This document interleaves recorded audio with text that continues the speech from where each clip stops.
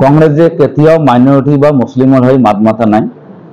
ৰকিবুল হুছেইন যেতিয়া নিৰ্বাচনী বক্তব্যৰ লগতে কৈছিল যে মোক এমপি বনাওক, এজন ভাৰতীয় নাগৰিক তথা মুছলিমক মই মোৰ লোকসভাৰ কোনো হাৰাশাস্তি হ'বলৈ নিদিওঁ। 50টা হিমন্ত বিশ্ব শৰ্মা ডাঙৰীয়া মোৰ লোম এডালো ছিঙিব নোৱাৰে। গৰাখহনীয়া, বানপানী এইবিলাক মই বাদ দিছোঁ ডেভেলপমেণ্ট। আজি অন্যায়ভাৱে প্ৰকৃত ভাৰতীয় নাগৰিক বিজেপিৰ বৰ্তমান চৰকাৰখনে যেভাবে বাছি বাছি মুসলিম মানুষ টাৰ্গেট কৰে উচ্ছেদ কৰে আছে, আমি AIDF এতিয়া কেতিয়াও সমৰ্থন নকৰো। আমি ধিক্কাৰ দিছোঁ, আমি আন্দোলন কৰিছোঁ। ৰকিবুল হিচাপে সাংসদ হিচাপে তেখেতে কৈছে, পৰহি মই শুনা নাই বক্তব্যটো, বিভিন্ন মানুহৰ মুখৰ পৰা শুনি আছো।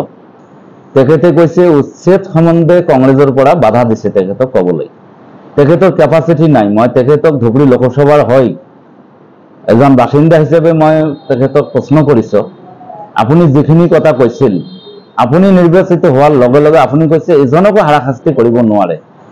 আপুনি নিৰ্বাচিত হোৱাৰ লগে লগে 38 জন প্ৰকৃত ভাৰতীয় নাগৰিকক জোৰ জবস্তি ডিটেনশ্যন কেম্পত লৈ গ'ল। আপোনাৰ মৌন হৈ থাকিল, আপোনাৰ কোনো মাত নাই, না পাৰ্লিয়ামেণ্টত, না টক শ্ব'ত, না আপুনি কোনো আন্দোলন গ'লে, না মানুহখিনি লগ কৰিলে। দ্বিতীয়তে এতিয়া গোটেই অসমত ধুবুৰী লোকসভাৰ অন্তৰ্গত অন্যায়ভাৱে উচ্ছেদ হৈ আছে। এইখিনি তেখেতে কৈছে মোৰ পাৰ্মিশ্যন নাই। তো তেখেতে কিয় লোকসভাৰ ইয়াত প্ৰাৰ্থী হল? আৰু লোকসভাৰ প্ৰাৰ্থী হৈ যদি অন্যায়বিলাকক প্ৰতিহত কৰিব নোৱাৰে, অন্যায়ৰ কথা যদি পাৰ্লিয়ামেণ্টত কৰিব নোৱাৰে, তেখেতে কিয় আহিছে? তেখেতে পদত্যাগ কৰা উচিত। তেখেতৰ পদত্যাগ দাবী কৰিছে না, তেখেত অযোগ্য ব্যক্তি।